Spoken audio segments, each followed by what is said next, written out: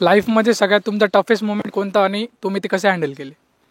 पहिला इन्सिडेंट होता, म्हणजे करिअरमध्ये तुम्ही माझे बऱ्याच ठिकाणी स्टोरी ऐकलीच असेल की I studied here in ZP school, त्याच्यानंतर संगमनेरला मी सायकलवरती जात होतो इथून, ब्ला ब्ला ब्ला, ते बरंच होतं. आणि मला असं वाटतं की what has brought me here is, म्हणजे इथपर्यंत मी पोहोचू शकलो आहे कारण माझी सराउंडिंग स्ट्रगलिंग होती किंवा माझ्या आजूबाजूचं वातावरण असं होतं की जे मला what was hit me back, किंवा आपण त्याला बोलतो ना किक बसणं आयुष्यामध्ये, तर ती किक होती first when I met with an accident in California, Los एंजलिसमध्ये.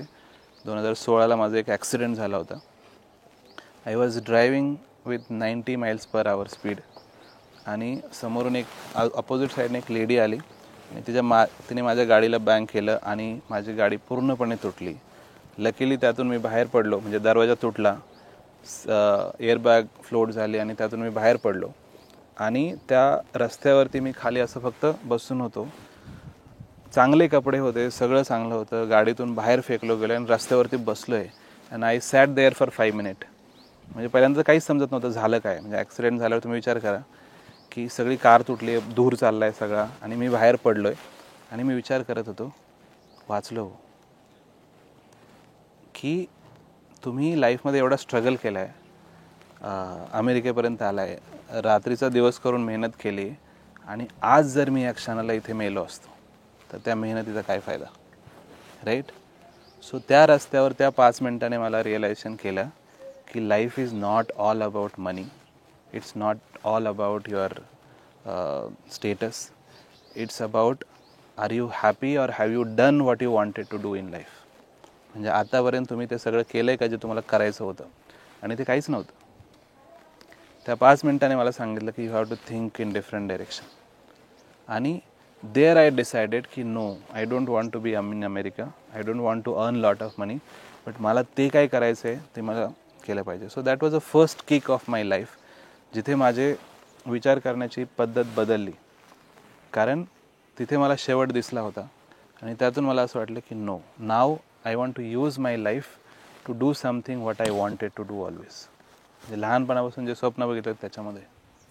त्यानंतर मी 2017ला परत इंडियामध्ये थोडे दिवस आलो. मी कंपनी सेटअप केली, इथे मुलं हायर केले, आणि काही म्हणजे मी US ला होतोच, पण एक प्रोडक्टवरती मी इन्व्हेस्ट केले. स्कूलचा ERP आम्ही एक मॉडर्न अमेरिकन स्कूलसाठी तो बनवायला घेतला होता. त्याच्यामध्ये मी 20-22 मुलांना हायर केलं, बाकीचेही माझे टीम होते, आणि त्या सगळ्यांना प्रोडक्ट बनवायला सांगितलं, प्रोडक्ट बनवला, आणि तो मार्केटमध्ये लोक टाकून विकायला सुरुवात केली, आणि तो फेल झाला. त्या मोमेंटमध्ये आमचे जवळजवळ माझे वैयक्तिक 20-22 लाख रुपये खर्च झाले 3-4 महिन्यामध्ये, आणि ते पैसे गेले. एक मोमेंट अशी होती की माझ्या वैयक्तिक अकाउंटमध्ये आय हॅड 0 मनी. म्हणजे किराणासाठी मी दुसऱ्या मित्रांकडून पैसे घेतले घरातल्या की मला ह्यासाठी. And that was a hard time where I struggled even being an American, की माझ्याकडे वैयक्तिक हे सगळ्या गोष्टी करायला पैसे नाही आहेत. That was a second time where I felt की हार्ड मोमेंट. पण मी एवढंच ठरवलं होतं की आपल्याला टिकून राहायचं आहे. सस्टेन जर झालो तर आपण ग्रो करू शकतो, आणि त्यावेळेस मी ठरवलं की कंपनी बंद नाही पडली पाहिजे. And third moment wear I felt की समथिंग लाईक स्टॉपिंग मी, ज्यावेळेस बाप कंपनी सुरू केली, 4 महिन्यानंतर माझ्यावरती एक केस FIR फाईल झाली बाहेरच्या लोकांकडून, राजकीय लोकांकडून. आणि मी जेव्हा US मधून आलो होतो असा विचार केला होता की आपण लोकांसाठी काम करतो आहे, शेतकऱ्यांच्या मुलांसाठी करतो आहे, त्यांचं आयुष्य घडवतो आहे, आपल्याला कोण विरोध करणार आहे.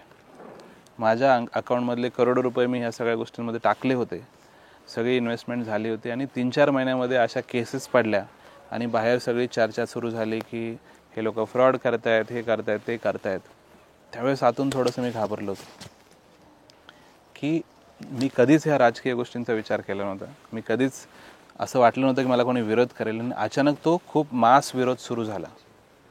आणि त्यावेळेस तो एक हार्ड स्टॉप होता. असं वाटलं होतं की जर लोकांनी हे बंदच पाडलं तर आपला जे काही करायचं आहे लाईफमध्ये ते राहून जाईल, जे पैसे मी टाकले ते वाया जातील.